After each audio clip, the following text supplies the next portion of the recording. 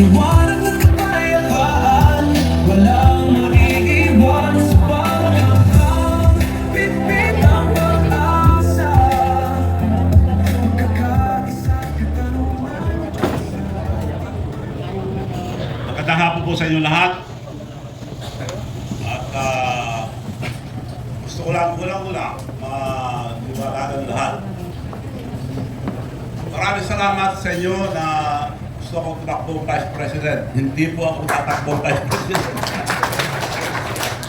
Baka tatakbo akong Senador kung hindi matanggal yung bangag ngayon. Kung matanggal, baka hindi na ako tatakbo. Isa lang po ang salita ko. Hindi po ako marunong magsinungaling. Kaya yung mga iboto nyo, yung mga hindi marunong magsinungaling, lalo na yung mga nagtatakpan nila mga magnanakaw, yun ang pinakamasama, magnanakaw na rin sila. So maliwanag po na salamat, hindi po ako tatakbong vice. Susuporta ako kay Inday Sara sa pagtakbo dahil sasamahan ko siya. At para lumakas ang loob nyo, ano bang ginagawa nila ngayon kay Vice President Sara?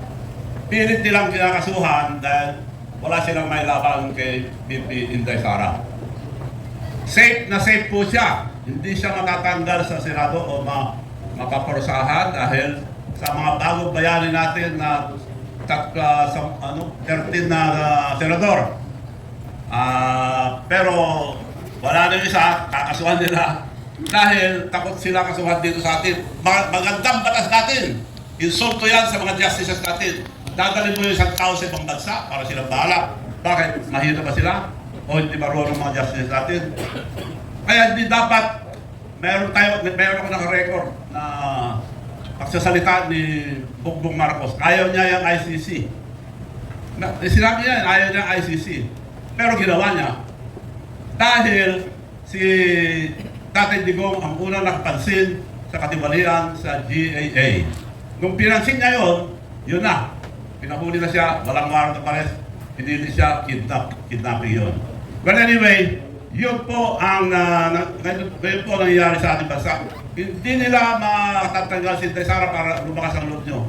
Kailangan nila 16 na boto. Saan sila kukuha ng 16 na boto? Kaya kako bayani at pagdasal natin ang mga bagong bayani ng tatlong senador, 13 senators, tinanggalan na isa, 12 pa, 11 lang sila. Ang kailangan para i-convict si Inday Sara, mas kinakalukuhan yung mga sinasabi nila, 16. Saan sila magnanakot ng 16? Eh yung 12 na titira, mas karong gawin sa amin, ikulong na kami nito lahat, hindi na sila babaliktad. Kaya suportahan natin ngayon yung 12, kinasuhan na lahat. Ako rin, kinasuhan ng palso. Yan, abogado ni Atty. Watson. Pinahinan ako ng plunder, available. Hindi naman ginagalaw dahil hindi totoo. Kung gusto na yung kulong, tulad nila yun. Hindi totoo. Para lang masabi na may kaso ako. So mga kapatid, kung ano man ang ginawa ko sa Region Man para sa ating mga kapatid na Muslim, gagawin ko po sa lahat ng bansa. So, tignan nyo ang nangyayari. Maliwanag na sila nagnanakaw sa kaban ng bayan. Ito lang masasabi ko, may bulag dito. Kung totoo ang ombudsman, nagsabi sila na kakasuhan namin si Speaker Martin Romualdez na tumatayo. Dalawa ang mastermind, yung nakawan ng bayan. Martin Romualdez at Marcos. So natuwa kami nung sinabi ng ombudsman, kakasuhan namin si Martin Romualdez. Sumagot si Martin Romualdez, hindi ako bababa mag-isa. Ang grabe korupsyon, public corruption highways, at saka sa taas, executive, si Marcos. Wala, tinuturo niya. So nagsalita, tahimik ang ombudsman, tahimik ang Martin, tahimik si Marcos.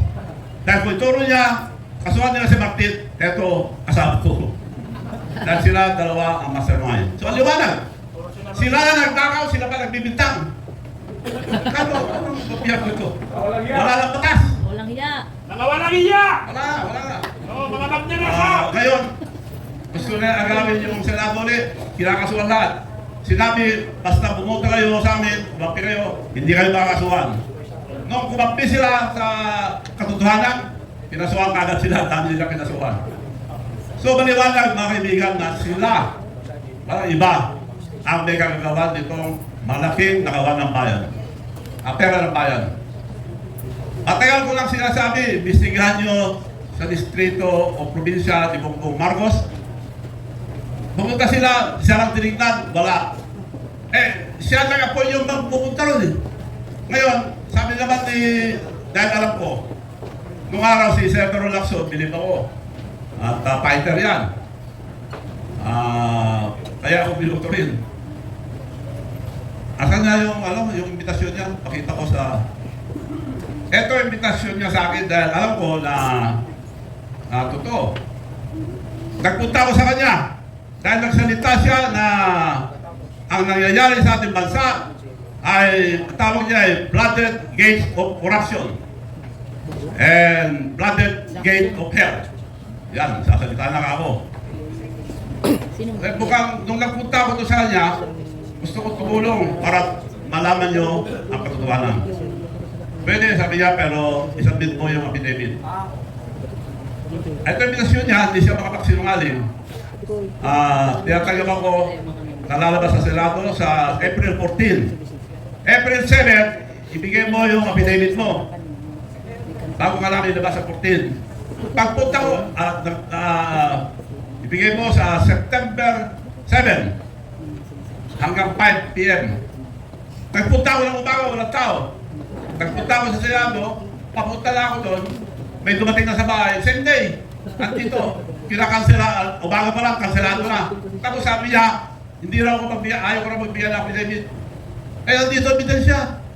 Siya nag-cancel. Tapos siya, nagsasabi ngayon na, hindi ako ayaw ko mag-submit. Kaya kung takot sila dahil ayaw nila pinagtatakpan nila ang tunay na magnanakaw. Hinihingi ko lang, ilabas ako doon, ayaw. Kinansela niya. Nagsisinungaling pa na. Ngayon ko lang napatunayan na sinungaling na si Senator Lacson dahil siya nag-cancel ng September 7. Sabi niya, siya nag-imbita dalhin mo sa September 7 hanggang 5 p.m. Alas 9 pala, kinansel na sa bahay. Dumating na sa bahay na cancellation. Paano ko isasubmit? So yun po ang totoo. Hindi po ako marunong magsinungaling para malaman yung lahat. So, ako yung nagpapasalamat sa inyo lahat at lahat ng mga nagsasalita. Binabati ko kayong lahat. Dahil ang liwanag na ang nakawan ng bayan, kinakasuhan na nila lahat. Ito lang nakita ko na pinakamasamang presidente ng Pilipinas. Sila na nagnanakaw, sila pa nagbibintang. Bakit sila tahimik ngayon? Nagsalita ng Ombudsman. So, hindi totoo, Ombudsman. Bakit tumahimik? Kakasuhan namin. Ngayon, hindi na kinakasuhan si Martin Romualdez dahil ituturo niya si Bongbong Marcos. Maliwanag. Maliwanag pa sa buwan ang ginagawa nila. Kaya ako yung nagpapasalamat dahil patuloy tayo. Marami umaayos, umareglo sa akin. Hindi lang ako papahirapan, may pera ka naman, mas makasima na lang. Kung hindi ka tatahimik, papahirapan kami lahat. Kako, pahirapan nyo na ako, patayin nyo na ako, hindi ko pwede mapagtakpan ng pagdalakaw. So, awa ng Diyos, mananalo tayo. Awa ng ngala, mananalo po tayo ito dahil nasa atin ang katotohanan. Asahan nyo po. Asahan nyo po, napapasyalan ko kayo lahat. Maraming salamat po sa inyo lahat.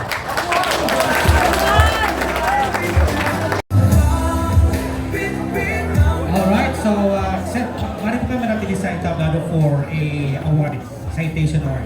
Alright, so again, palakpakan po natin ang ating manong Charlotte Singson dahil po sa kanyang napakaganda naman sa naman. Alright, so at this juncture, ladies and gentlemen, we take a moment to recognize an individual whose generosity and commitment have created meaningful opportunities for the Bangsamoro people. Today, we honor a distinguished leader, a philanthropist and advocate whose contribution reflects not only generosity but also a sincere desire to support the welfare of Bangsamoro communities.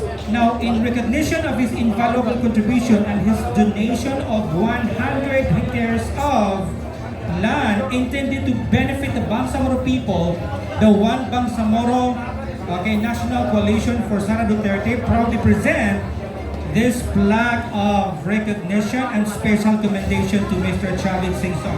I would like to call the attention of Vice Convener Edizimmer Dumtan for the reading of citation. Certificate of appreciation presented by the One Bangsamoro movement and the One Bangsamoro National Coalition in profound gratitude and deepest admiration. The One Bangsamoro movement and the One Bangsamoro National Coalition honors Governor Luis Manong Chavit Singson, a man whose heart knows no borders of faith or tribe, for his extraordinary charitable works that have uplifted Muslim communities across the nation.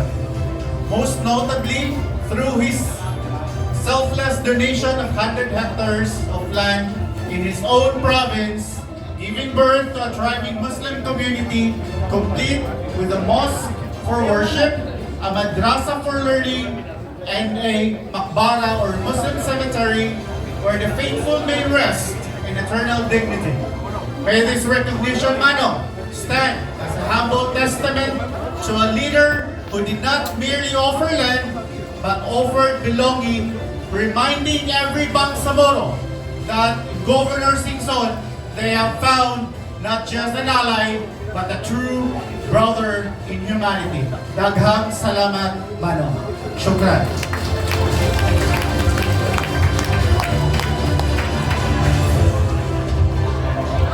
Yes, may we also request though the representative from the Bangsamoro coming from Region 1 to join with Manong and the One Bangsa from Ilocos Sur. Tayo'y magkasama. Sa end part ng ating program, bibigyan pa natin ng oras yung picture-picture natin. Alright? Alright. Alright, so, sige. Sige.